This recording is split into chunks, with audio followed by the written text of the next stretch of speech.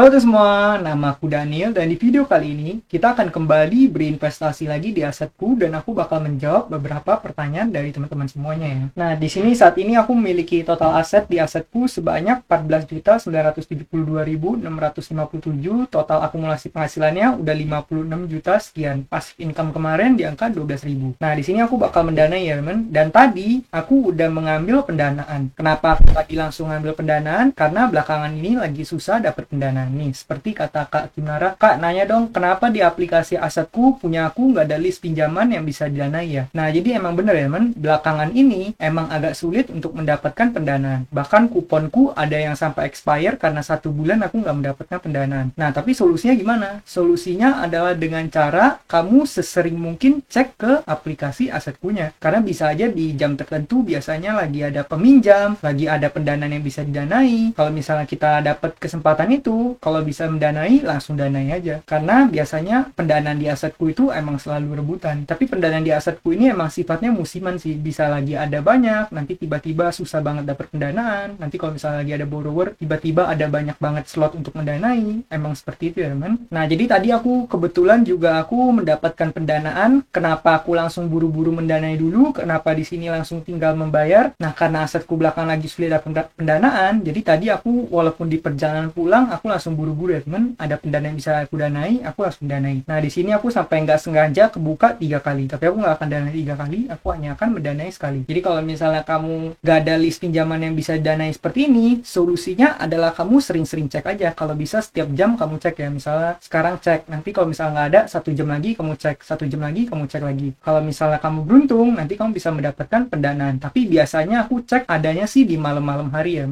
sekitar jam 7, jam 8, jam 9, dan seterusnya. Kemungkinan kedua, kalau misalnya masih nggak ada juga, itu berarti aplikasi kamu belum diupdate ya. Karena kalau misalnya aplikasi belum diupdate, ada kemungkinan dia nggak bisa membaca pendanaan yang disediakan. Jadi pastikan aplikasi kamu udah diupdate versi paling baru. Caranya gimana? Tinggal ke Play Store aja ya, man. Semoga membantu buat kamu ya, Kak Kimnara. Yaudah, kita sekarang bakal langsung mendanai aja. Nah, di sini aku tadi sampai kepencet 3 kali, tapi di sini aku bakal mendanai yang pertama aja. Karena yang pertama ini adalah pendanaan yang aku menggunakan kupon ya. Yang lainnya aku nggak menggunakan kupon, teman. Nah, di sini aku bakal mendanai yang 1,8 juta. Kita tinggal klik di sini. Kemudian gimana cara mendanainya? Kamu tinggal salin virtual account di sini, lalu kamu login ke BCA seperti biasa. Kamu masukkan password kamu. Kalau udah, seperti biasa, kamu tinggal pilih ke bagian M-Transfer, lalu BCA Virtual Account. Setelah itu, kamu masukin virtual account yang tadi ya, kan? Kemudian kamu paste di sini, kamu pencet OK, kamu pencet Send. Setelah itu, kamu pastikan dulu ini asetku, kemudian ada nama kamu di situ, kemudian total nominalnya itu benar ya. Kalau udah benar, kamu tinggal pencet OK di sini. Setelah itu, kamu masukkan PIN seperti biasa. Kalau udah beres, kamu tinggal pencet OK ya, kan? M-Transfer berhasil, total tagihannya sekian, kita udah berhasil bayar, kita tinggal pencet OK di sini. Kalau misalnya kita back ke aplikasi asetkunya, nah, di sini juga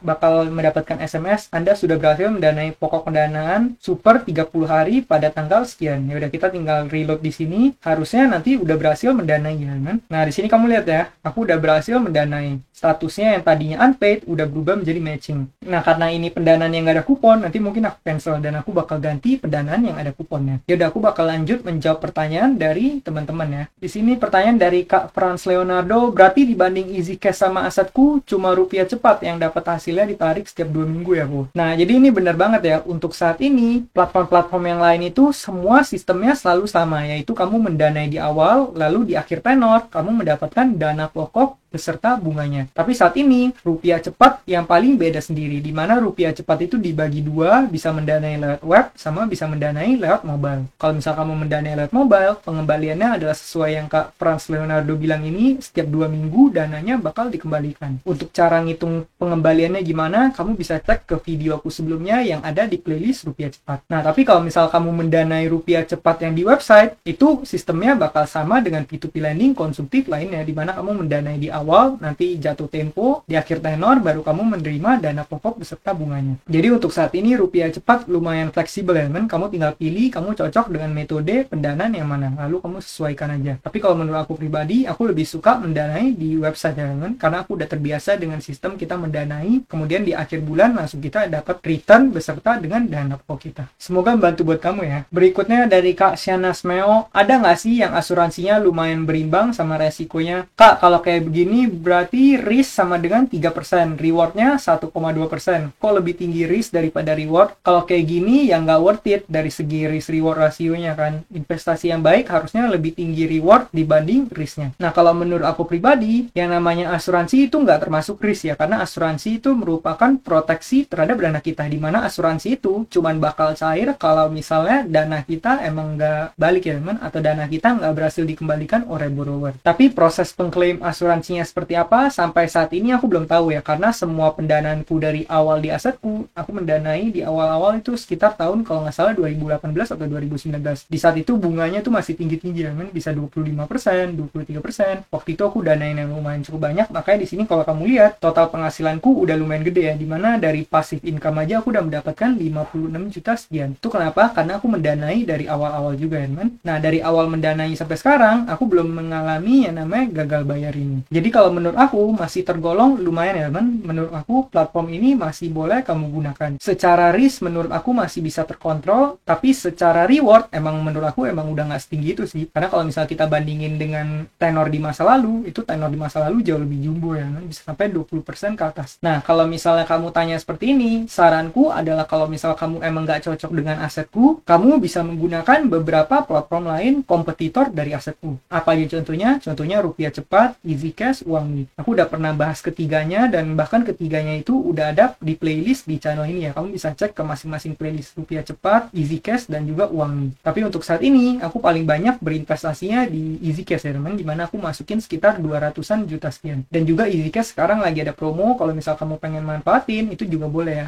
Aku udah tunjukin di beberapa video sebelum ini, kalau kamu mendanai sekarang dengan nominal tertentu, kamu bisa mendapatkan bonus. Kalau misalnya platform lain itu yang EasyCash itu bahkan kita nggak perlu bayar asuransi ya kan, asuransinya udah ditanggung dari sananya. Terus yang Uangmi dan Rupiah Cepat juga sama ya kan. Tapi kalau misal Rupiah Cepat, aku denger sih dari RM-nya katanya nanti di kedepannya juga bakal mulai diberlakukan asuransi. Walaupun per saat ini belum, tapi sepertinya nanti kedepannya bakal ya kan. Kita tinggal tunggu aja update-nya. Bagi kamu yang belum join, kamu join aja ke grupnya supaya kamu nggak ketinggalan informasi-informasi terbaru mengenai platform-platform investasi P2P lending konsumtif ini. Berikutnya dari Kak Devi Natalia, Mas gimana tuh ya, saya tidak masukkan nomor dan foto NPWP kok terverifikasi ya, apa dipotong 15% dari gaji, tolong bantuannya ya. Nah, kalau misalnya seperti ini, biasanya kamu bakal dipotong 15% itu kalau misalnya kamu udah masukin NPWP. Kalau misalnya kamu belum masukin NPWP, biasanya potongannya pasti 30% ya kan. Kalau misalnya dalam konteksmu seperti ini, kamu belum submit tapi kenapa udah terverifikasi, aku pribadi nggak tahu apakah ini ada kemungkinan nih bug dari aplikasinya, tapi lebih baik kamu coba tanyakan ke RM-nya maupun tim support. Kalau bisa kamu pastikan supaya akunmu lebih aman ya kan.